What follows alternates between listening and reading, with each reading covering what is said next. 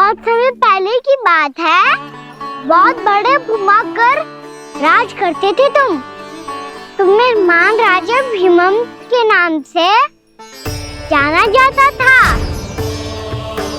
सब कुछ था तुम्हारे पास, पर शांति नहीं थी। इसीलिए शांति की खोज में अपना संपूर्ण राज अपने पुत्रों को सौंप कर हिमालय पर्वत की ओर चल दिए। अनेक वर्षों की तपस्या के बाद तुम्हारे तप की कीर्ति चारों ओर फैलने लगी और फिर सच्चे तपस्वी की धूप में तुम्हारी ख्याति से प्रभावित होकर महर्षि उलट तुमसे भेंट करने आए। राजा भीमरथ, आपने ईश्वर की प्राप्ति के लिए सब कुछ छोड़ दिया, पर अपना अभिमान नहीं छोड़ पाए। इसीलिए मेरे आगमन पर सम्मान के साथ खड़ा होना तो दूर, मेरा अभिवादन भी नहीं किया। अभिमान तपस्वी का गुण नहीं होता है राजन, अभिमान राक्षसी गुण है। इसलिए मैं आपको श्राप देता हूँ कि आप अगले जन्म में एक राक्षस के रूप में जन्म लेंगे, एक राक्षस के रूप में जन्म लेंगे।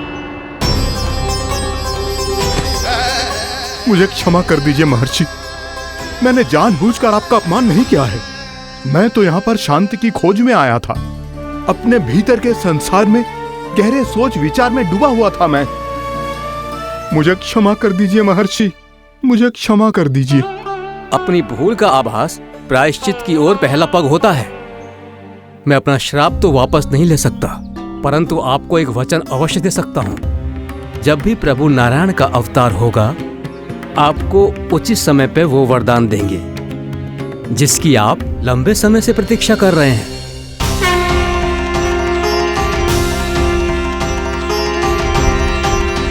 प्रभु, आपने मेरी आंखें खोल दी। अब मुझे पता चल गया है कि आप कौन हैं और मैं कौन हूँ। इसलिए आप मुझ पर कृपा करके अपने चरणों में स्थान दे दीजिए। मुझे वो शांति प्रदान कीजिए जिसकी खोज में मैं वर्षों से भटक रहा हूँ। शांति तो मोक्ष में ही है, इसीलिए मैं तुम्हें मोक्ष का वरदान देता हूँ।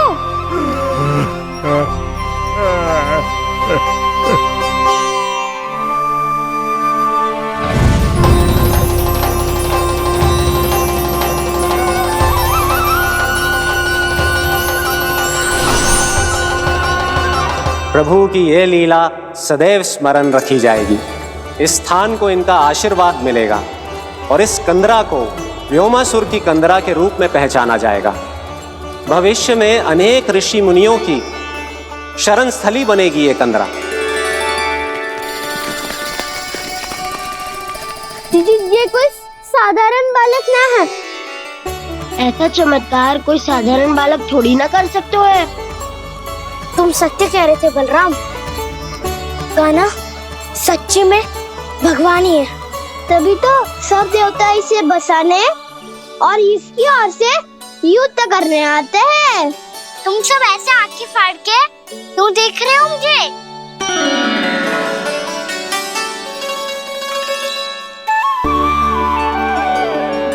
बलराम, तुम बलवान हो और कान्हा भगवान है। दूर दूर तक कोई दिखाई न दे रहा है। ना जाने किस हाल में होंगे बालक। कहीं हम ही तो मार्ग ना भटक गए शीघ्रता के चक्कर में। अब तो एक पग भी ना चलो जा रहे हो। जल, किसी के पास जल है क्या? कंठ तो मेरा भी सूख रहा है मौसी। भाभी, निकट ही जमुना जी है, कहूँ तो वहां से जल ले आओ। मैं भी जा रही हूँ भाभी, एक से भले दो। हाँ चल, शीघ्रता से आओ। हाँ।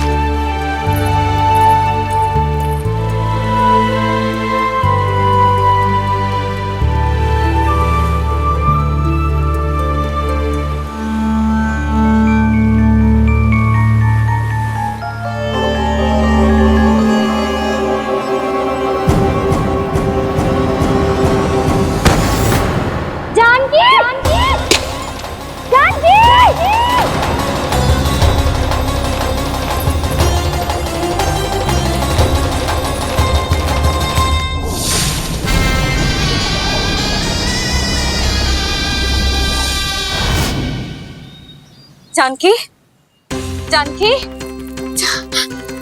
क्या होगा इसे?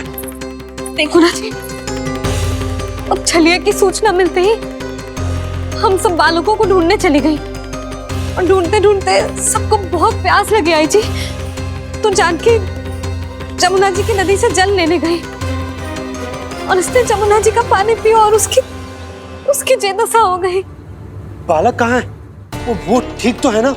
ऊपर से सब ठीक है पर भीतर से बहुत भयभीत है सब। जानकी तो बिल्कुल नीली पड़ गया है।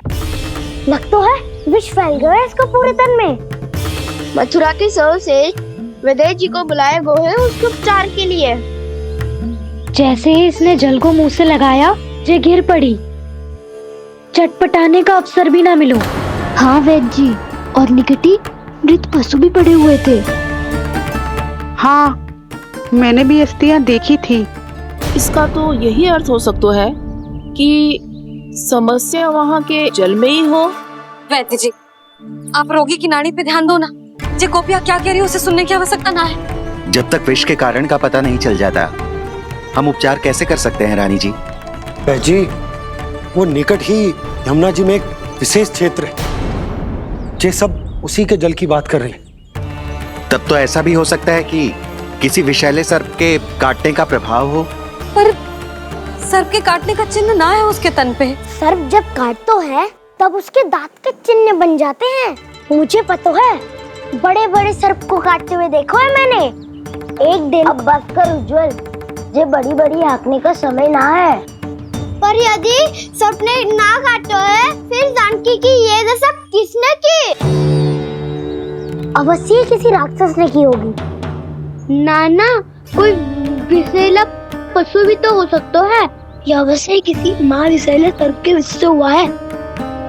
सर्प ने भले ना काटा हो, लेकिन यह अवश्य ही किसी महाविषैले सर्प के विष के कारण हुआ है। कालिया नाग। कालिया नाग?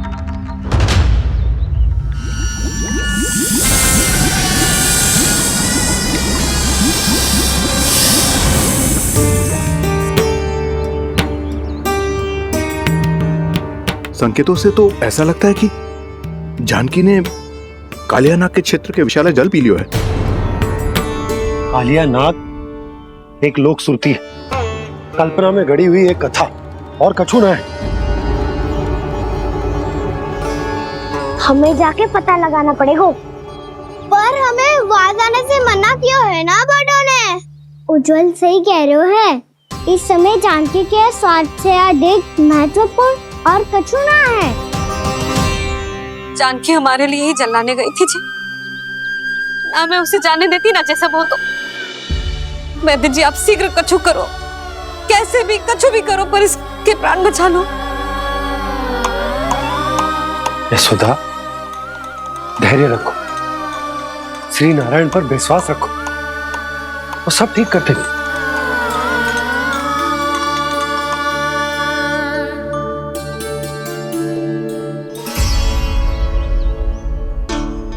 विष की काट की मेरे पास जितनी जड़ी बूटी थी, मैंने सब अर्क बना के पिला दी, पर इसकी दशा में अभी तक कोई सुधार नहीं दिख रहा है। यह अंतिम जड़ी बूटी है। अगर इससे भी चमत्कार नहीं हुआ तो फिर जो नारायण की इच्छा।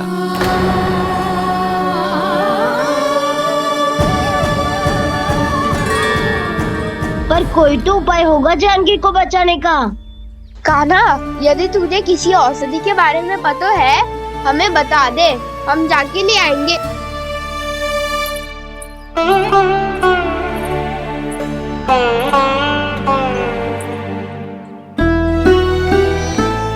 हे नारायण, हे प्रभु, मेरी जानकी के प्राण बचा ले प्रभु। या तो मैं अपने आप को कभी क्षमा न कर पाऊंगी। ये सारी मेरे ही कारण बनाई थी।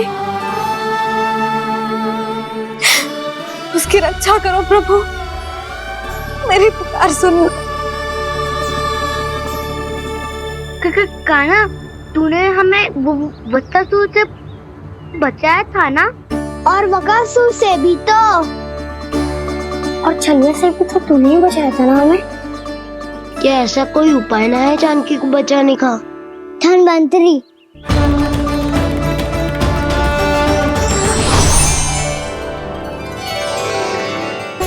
मैं आ गया हूं प्रभु, चिंता मत कीजिए, आपके आदेश का पालन अवश्य होगा। यशोदा मैया,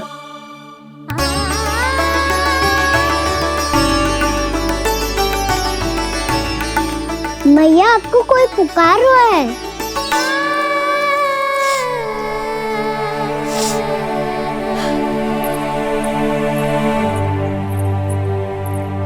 चिंता मत करो मैया, अब धनवंतरी जी आ गए हैं, वो सब संभाल लेंगे।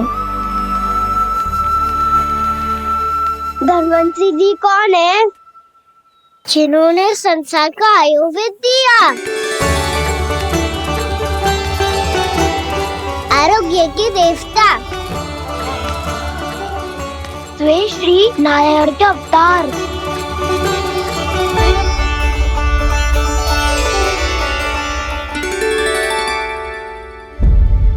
मुझे पता चला है कि आपको वेद की आवश्यकता है।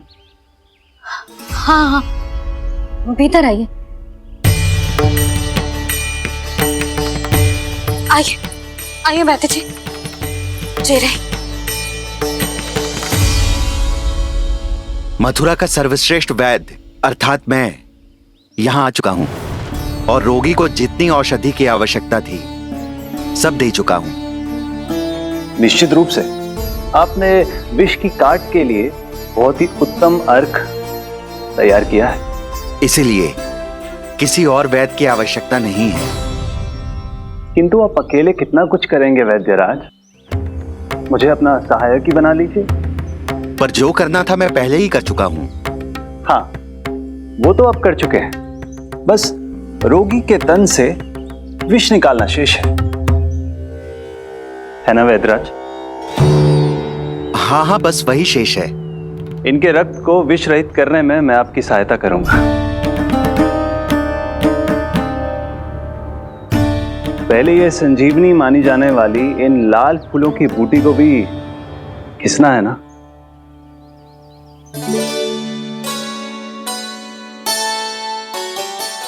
हाँ हाँ, तुम सही कह रहे हो, इसे अच्छे से घिसो।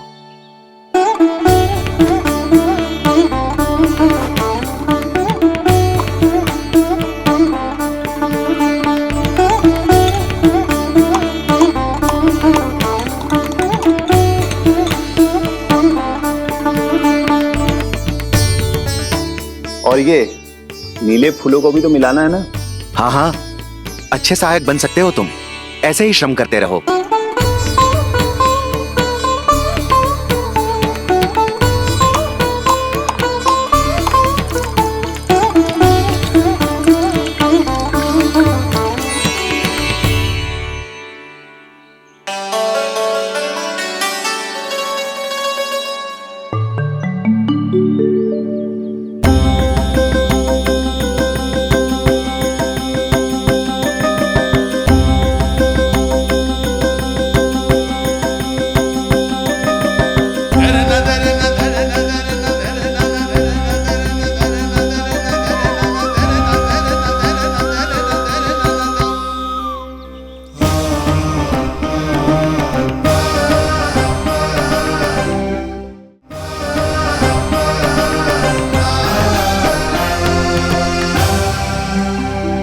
जानकी स्वस्थ तो हो जाएगी ना धनवंतरी जी? धनवंतरी? प्रभु, अब मैं क्या करूं? आपने तो स्वयं ही मेरी पहचान उजागर कर दी। जी क्या करो कान्हा? आप सब ऐसे क्यों देख रहे हो? मैया कहती है ना, सभी वैद्य धनवंतरी जी का ही रूप होते हैं। वाह कृष्णा, चतुर तो हो तुम। वैसे वास्तविक धन्वंतरी मैं हूँ, मेरा अर्थ है वास्तविक वैद्य मैं हूँ। ये तो मेरा सहायक है, मुझे पूरा विश्वास है बिल्कुल ठीक हो जाएगी। वैसे ही थोड़े ना मुझे मथुरा का सर्वश्रेष्ठ वैद्य कहते हैं लोग।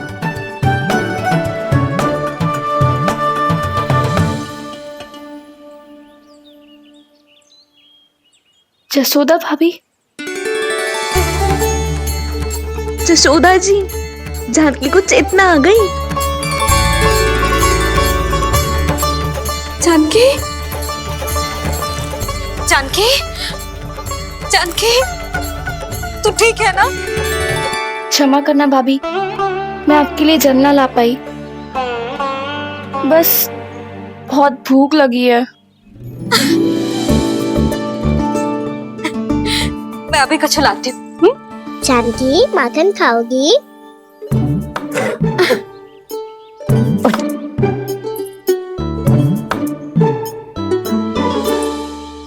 आजा, तू ही खिला दे लल्ला।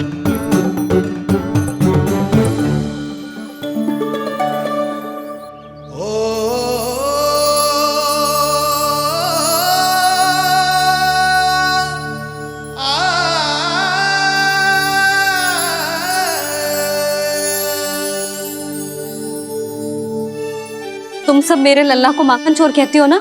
आज देखो, अपना ही माखन जानकी को खिला रहे है।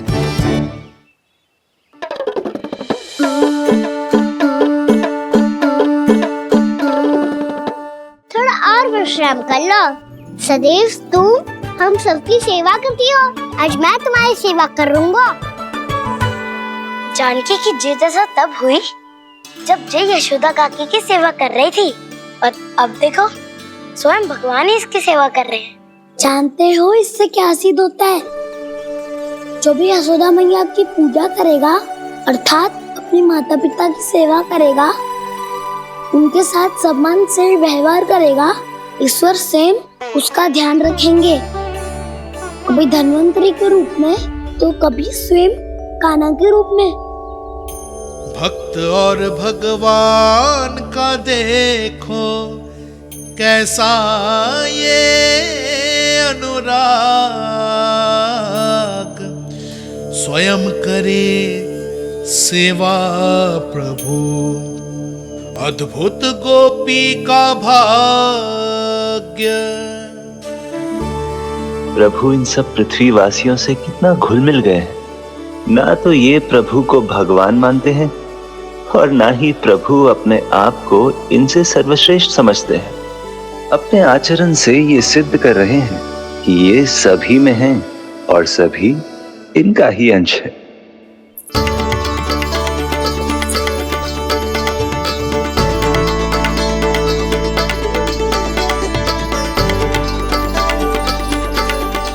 प्रभु, अब मुझे जाने की आज्ञा दीजिए।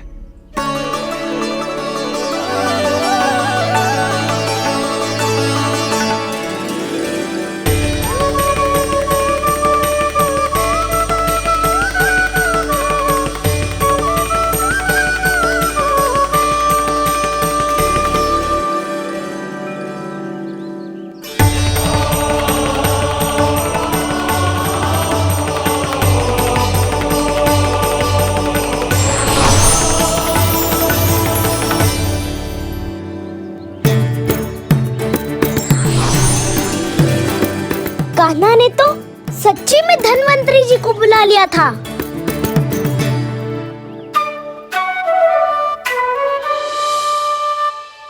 जब से कान्हा का जन्म हुआ है ना, मैं तब से देख रही हूँ, तब से हम पे कोई भी संकट आती है ना, तो अचानक से कोई अपरिचित हमारी सहायता करने आ जाता है, और जाते समय कान्हा की आज्ञा लेके जाते है, और कभी कभी तो इसे प्रभु बोल के जाते है। बाबा संभालो।